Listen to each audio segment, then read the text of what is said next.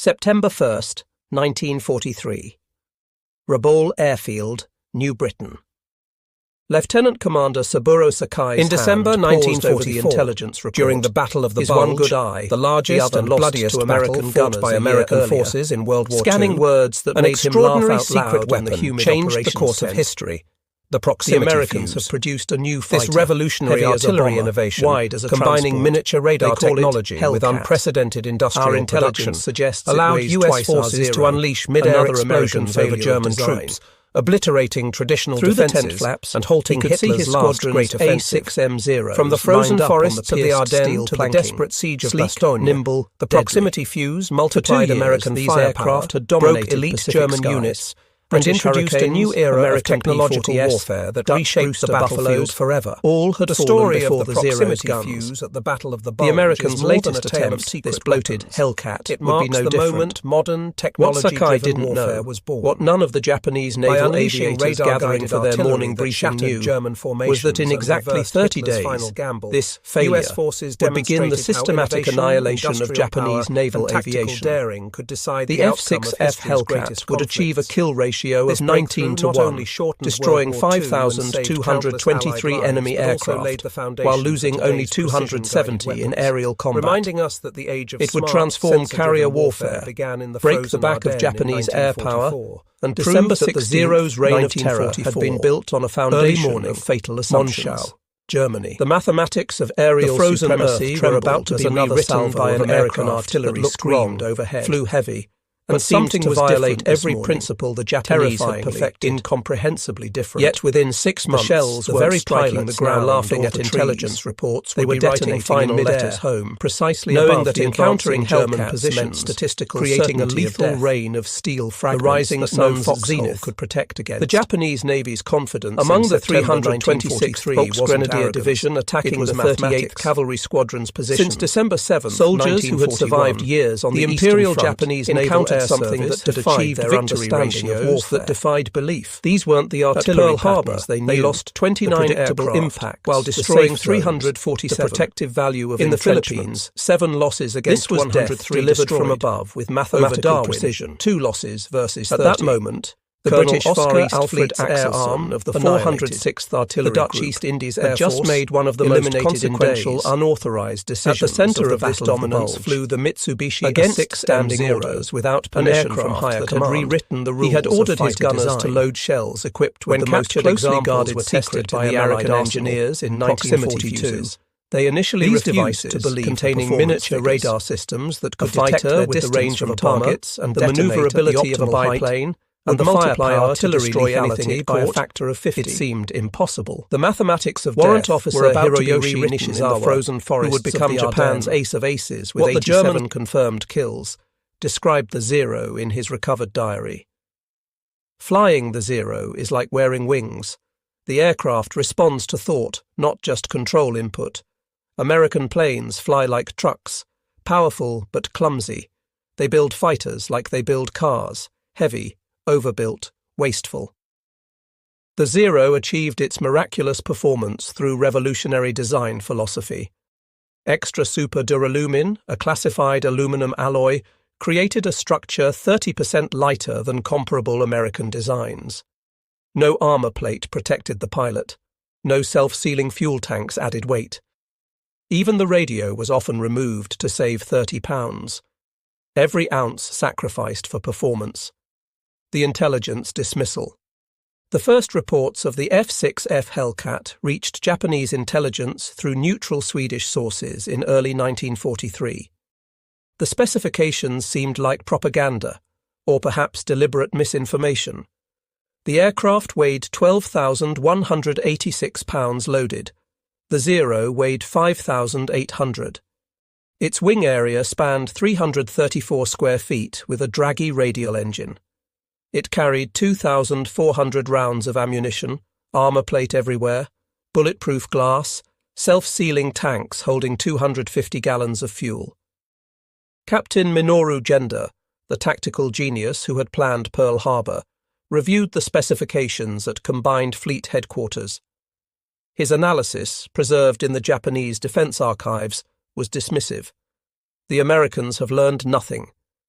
This Hellcat represents the continuation of their failed philosophy, attempting to overcome pilot skill with weight of machinery. A Zero will fly circles around it. The mathematics seemed to support his assessment. The Zero's wing loading of 22 pounds per square foot gave it a turning radius of 612 feet. The Hellcat's wing loading of 36.5 pounds per square foot suggested a turning radius over 900 feet. In a turning fight, the basis of all Japanese fighter tactics, the Hellcat would be helpless. The first glimpse. September 30th, 1943. Marcus Island. Petty Officer First Class Yoshio Fukui was flying escort for a reconnaissance mission when he spotted them.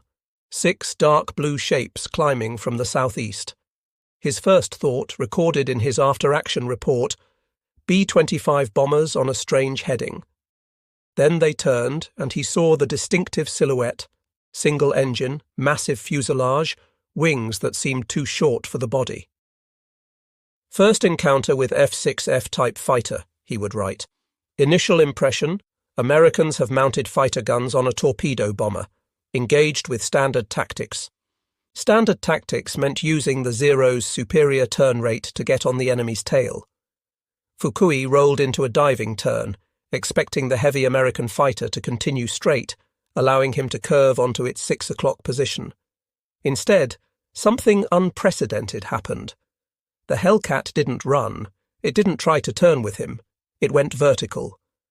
The Pratt & Whitney R2800 double Wasp engine, producing 2,000 horsepower, 700 more than the Zero's Nakajima Sakai's 1,130 horsepower, drove the Hellcat upward at 3,500 feet per minute.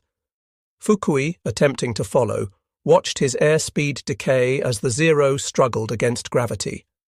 At 15,000 feet, the Hellcat performed a maneuver that shouldn't have been possible for its weight, a hammerhead turn that dropped it directly onto Fukui's tail.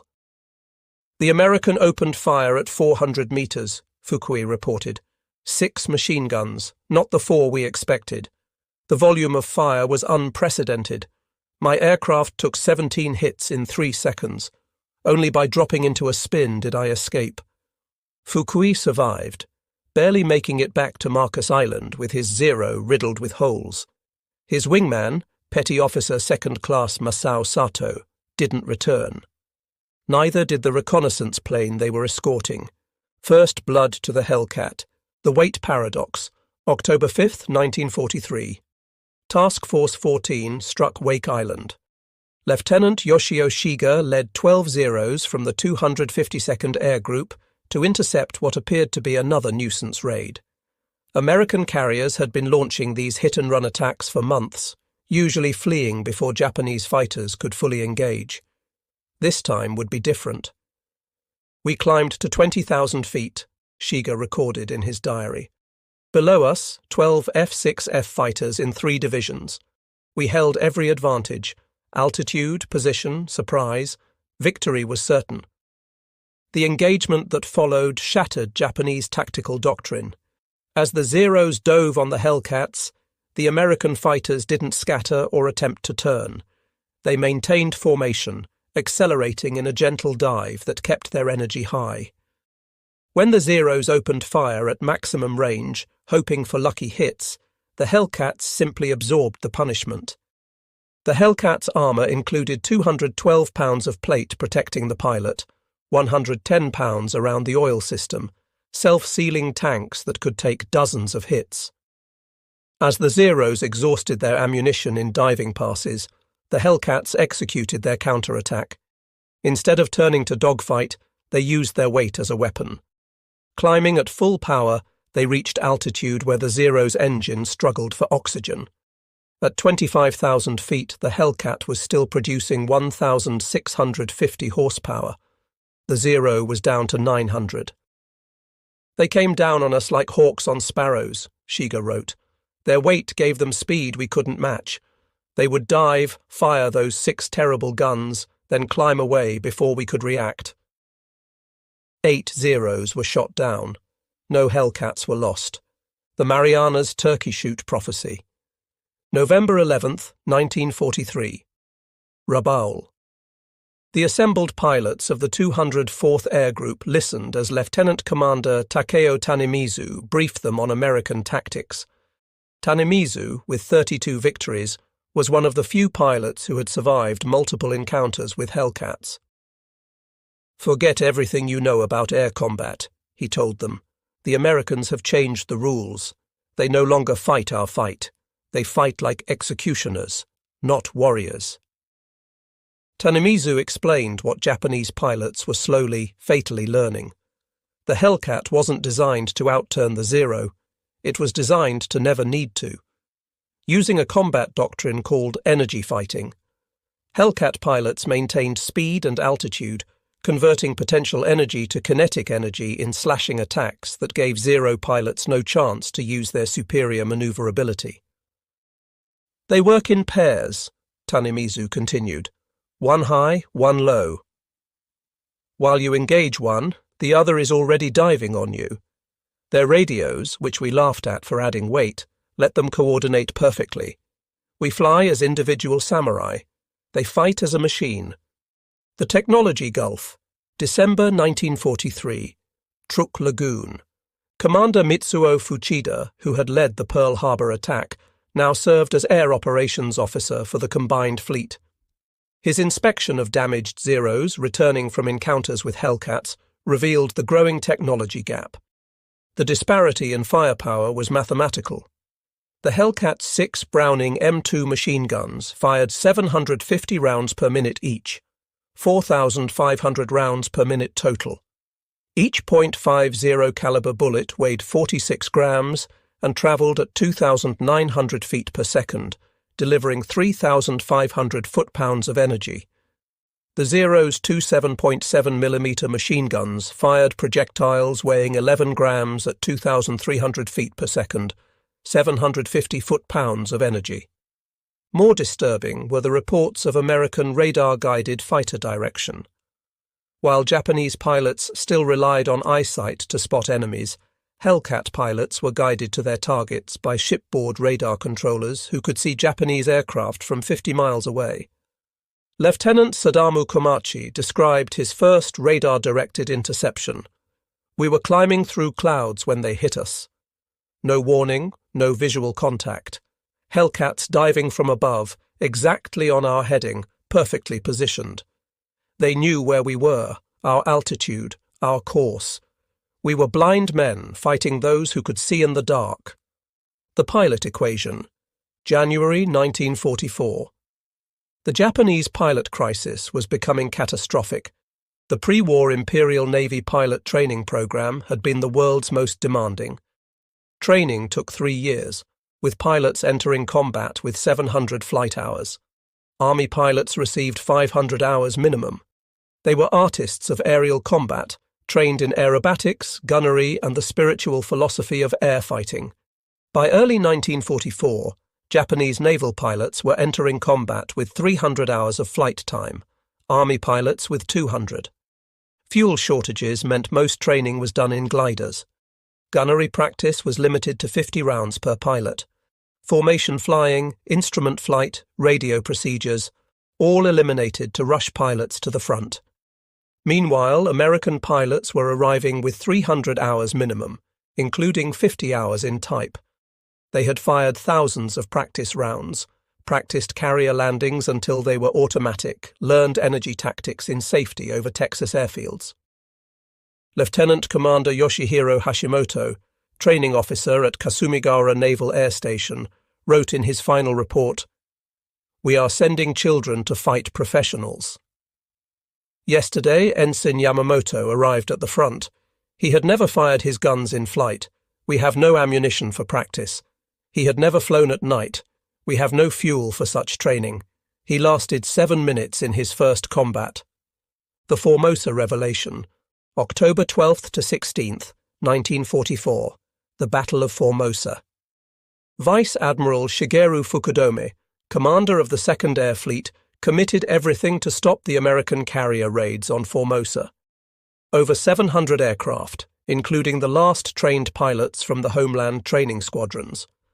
The Japanese claimed spectacular victory. 26 carriers and battleships sunk, 300 aircraft destroyed. The reality, discovered only after pilots returned and gun camera footage was developed, was catastrophic. Actual American losses, 89 aircraft. Japanese losses, 329 aircraft and almost every experienced pilot. Lieutenant Sadaki Akamatsu, one of the few surviving veterans, described the slaughter in his memoirs. The Hellcats were waiting at every altitude. As we climbed, they were above us. As we dove, they were below. They had divided the sky into grids, each section covered by a division. It was not combat, it was systematic extermination. The Great Marianas Turkey Shoot, June 19, 1944. The Philippine Sea. The Japanese Navy committed its reconstituted carrier force to Operation Ago, the decisive battle that would destroy American carrier power in the Pacific. 9 carriers, 450 aircraft, their best remaining pilots. Against them, Task Force 58 with 15 carriers and 956 aircraft, 450 of them F6F Hellcats. Admiral Jisaburo Ozawa launched his strikes in 4 waves, confident that Japanese pilot skill and the Zero's range advantage would prevail. The first wave of 69 aircraft launched at 0830. American radar detected them at 150 miles. Hellcats were vectored for interception with perfect positioning, altitude advantage, sun at their backs, approaching from the Japanese blind spots. Lieutenant Zenji Abe, leading the fighter escort, saw the Hellcats minutes before engagement. They were stacked from 20,000 to 30,000 feet, at least 60 of them, waiting like a steel curtain. We were at 18,000 feet. Every advantage was theirs. The engagement lasted 12 minutes. Of 69 Japanese aircraft, 42 were shot down. Commander David McCampbell, CAG of Air Group 15, shot down 7 aircraft in that single day. His wingman, Lieutenant Roy Rushing, got 6. "The Zeros tried to turn with us," McCampbell reported. "We simply refused. We'd make a high-side run, shoot one down, zoom climb back to altitude. They'd try to follow, stall out, and another Hellcat would pick them off." By day's end, the Japanese had lost 346 carrier aircraft plus 50 land-based aircraft. American losses, 30 aircraft from all causes. American pilots in their ready rooms that evening coined the term turkey shoot. The enemy aircraft had been as helpless as game birds. The Leyte Gulf Record, October 24, 1944, the Battle of Leyte Gulf. Commander David McCampbell would set his single-mission record during this battle. Leading 7 Hellcats from Essex, he intercepted a force of 60 Japanese aircraft heading for the American fleet. In the ensuing 90-minute battle, McCampbell shot down 9 aircraft, 5 Zeros and 4 bombers, while his wingman Roy Rushing destroyed 6 more. "I ran out of ammunition after the 9th kill," McCampbell recorded. "The Hellcat performed flawlessly throughout. Not a single hit on my aircraft despite being outnumbered 8-1. This engagement demonstrated the complete reversal of air superiority. 7 Hellcats had routed 60 Japanese aircraft, destroying 15 without loss. McCampbell's 2 ace-in-a-day performances, 7 kills on June 19th and 9 on October 24th, earned him the Medal of Honor and Navy Cross. The psychological collapse. The aftermath of the Philippine Sea and Leyte Gulf battles produced what Japanese military psychologists later termed Hellcat psychosis among surviving pilots. Admiral Ozawa, in his after-action report, wrote, "The enemy's radar-guided fighter direction achieved something we thought impossible, the industrialization of air combat. Each Hellcat was not an individual fighter, but a component in a vast machine. Our pilots, no matter how skilled, were engaging not planes but a system. The pilot shortage became so acute that by early 1945, training was reduced to 40 to 50 hours for Navy pilots, 60 to 70 hours for Army pilots. Kamikaze pilots received only 40 to 50 hours total, approximately 7 days of training. The Okinawa Apocalypse, April to June 1945, Operation Iceberg. The Japanese launched 1,900 kamikaze sorties against the American fleet off Okinawa.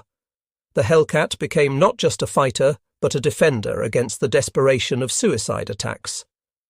Lieutenant Eugene Valencia, leading his Flying Circus division of Hellcats, shot down 23 Japanese aircraft during the campaign. His tactical innovations, using divisions of 4 aircraft in coordinated attacks, made traditional Japanese tactics suicidal. "We developed what we called the mowing machine," Valencia explained. 4 Hellcats in line abreast, separated by 100 yards, would sweep through Japanese formations at high speed. Each pilot covered his sector. We'd make one pass, climb back to altitude, and repeat. The mathematics of the Okinawa campaign were stark. Hellcats flew 38,038 combat sorties, claiming 2,351 victories against 249 losses, a 9.5 to 1 ratio. More significantly, they prevented approximately 80% of kamikaze aircraft from reaching their targets. The technology chasm. By 1945, the technological gap had become unbridgeable. The F6F Hellcat incorporated improvements that made it even deadlier. Water injection boosting power to 2,200 horsepower, zero-length rocket launchers, improved armor, and the K-14 computing gun sight that calculated deflection automatically. Lieutenant Commander Saburo Sakai, Japan's legendary ace with 28 official victories, though modern historians estimate closer to 15, encountered Hellcats for the first time in June 1944. Despite his skill and experience, he was nearly killed in his first engagement. "I performed my best aerobatics," he wrote in his autobiography. "Loops, rolls, splits, every maneuver I had perfected over 200 combats. The Hellcat followed easily, almost casually. I survived only because the American pilot made an error. He forgot to release his drop tank before combat." The human cost accounting. By war's end, the F6F Hellcat had destroyed 5,223 enemy aircraft in aerial combat, lost 270 aircraft to enemy fighters, achieved a 19.3 to 1 kill ratio, produced 305 U.S. Navy aces, accounted for 75% of all Navy air-to-air victories. The human cost for Japan was catastrophic. Of the 18,000 naval aviators who had started the war, fewer than 100 combat-experienced pilots remained by August 1945. The kamikaze equation. The transformation of Japanese naval aviation from an elite force to kamikaze operations represented the ultimate admission of the Hellcat's superiority. Unable to compete conventionally, Japan turned its pilots into guided missiles.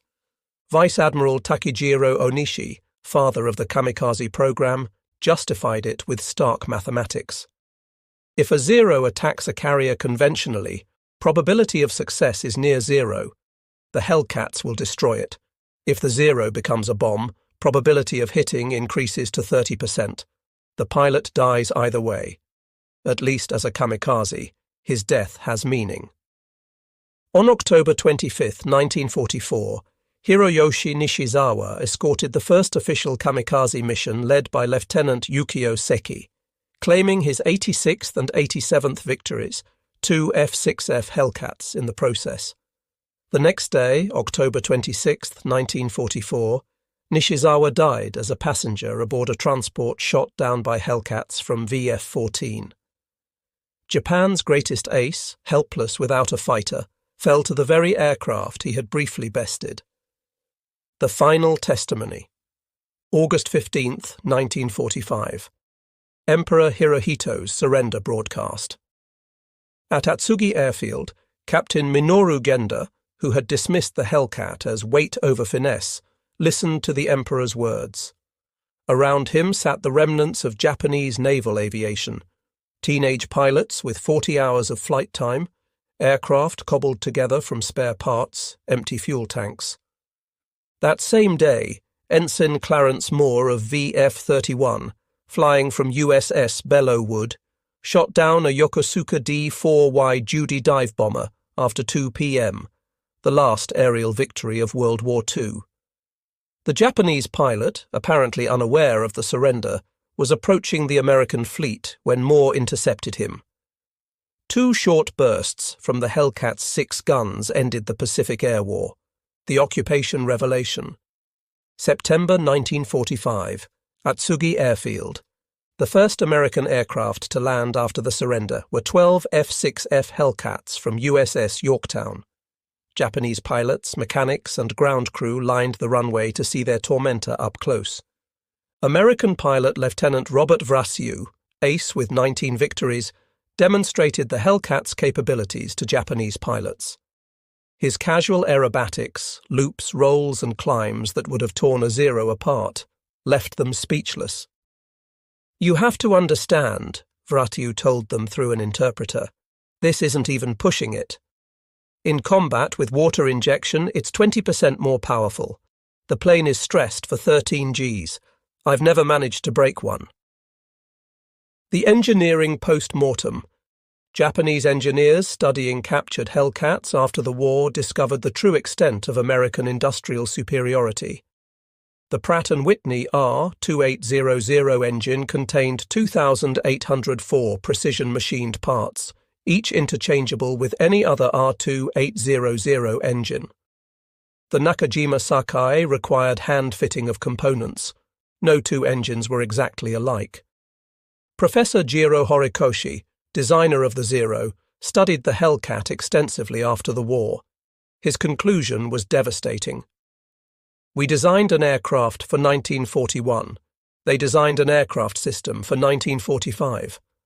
While we were perfecting the sword, they were building the industrial age."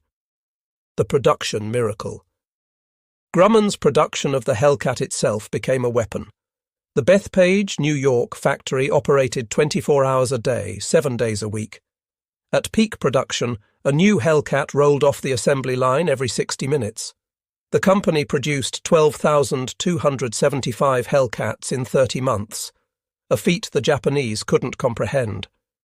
In 1944, Japan produced 5,100 fighters of all types. America produced 35,000 fighters that year alone. The production system included innovations that seemed impossible to Japanese observers: workers using color-coded instructions to assemble complex components, shifts operating around the clock, quality maintaining despite speed. The strategic revolution. The Hellcat didn't just win battles, it revolutionized naval warfare. Pre-war doctrine assumed carriers were vulnerable platforms that needed to strike first to survive. The Hellcat inverted this. Carriers became fortresses that could absorb and repel any air attack. Admiral Mark Mitscher, commander of Task Force 58, understood this transformation. "With the Hellcat, we don't need to find them first. Let them come. The F6F will destroy them at our convenience." This confidence allowed unprecedented offensive operations. American carriers could park off enemy coastlines for weeks, their Hellcat umbrellas making them essentially invulnerable to air attack. The cultural collision. Beyond technology, the Hellcat represented a cultural philosophy that invalidated Japanese military doctrine. The samurai tradition emphasized individual excellence, spiritual strength, and acceptance of death. The Hellcat embodied systematic efficiency, material superiority, and preservation of life. This philosophical gulf meant Japanese pilots couldn't adapt to Hellcat tactics even when they understood them. The concept of refusing combat when disadvantaged, fundamental to Hellcat doctrine, was literally unthinkable to Japanese pilots trained in Bushido. The judgment of history. In 1962, the United States Navy held a symposium on Pacific War aviation. American and Japanese veterans gathered to discuss the conflict with historical perspective. Captain David McCampbell, the Navy's ace of aces with 34 victories, stated simply, "The Hellcat won the Pacific Air War, period. It destroyed Japanese aviation and made our victory inevitable." Commander Saburo Sakai responded, "The Zero was a superior fighter. The Hellcat was a superior weapon system. We never understood the difference until too late. We brought swords to a gunfight and wondered why we lost. The ultimate reckoning. The Hellcat's dominance can be reduced to simple mathematics that tell a profound story. Kill ratio, 19-1 overall, 13-1 specifically against Zeros. Hellcats produced 12,275 in 30 months. Zeros produced 1943 to 1945, approximately 6,000. American pilots trained on Hellcats, over 5,000. Japanese pilots remaining by August 1945, fewer than 100 combat-capable. Admiral Jisaburo Ozawa, who had commanded the Japanese fleet at Philippine Sea, provided perhaps the most honest assessment. We laughed at the Hellcat because we didn't understand it represented not just an aircraft, but an entire civilization's approach to war. By the time we stopped laughing, our air forces had ceased to exist. The last word. Lieutenant Commander Saburo Sakai lived until 2000. In his final interview, he was asked about the Hellcat. His response captured the totality of its dominance. The Zero made Japan a great naval power. The Hellcat made Japan realize it was never as great as it believed. We thought we were samurai. The Hellcat showed us we were just men with outdated weapons facing the future. Every Japanese pilot who survived the war survived because a Hellcat pilot chose to let them live. That is the ultimate defeat, existing at your enemy's discretion.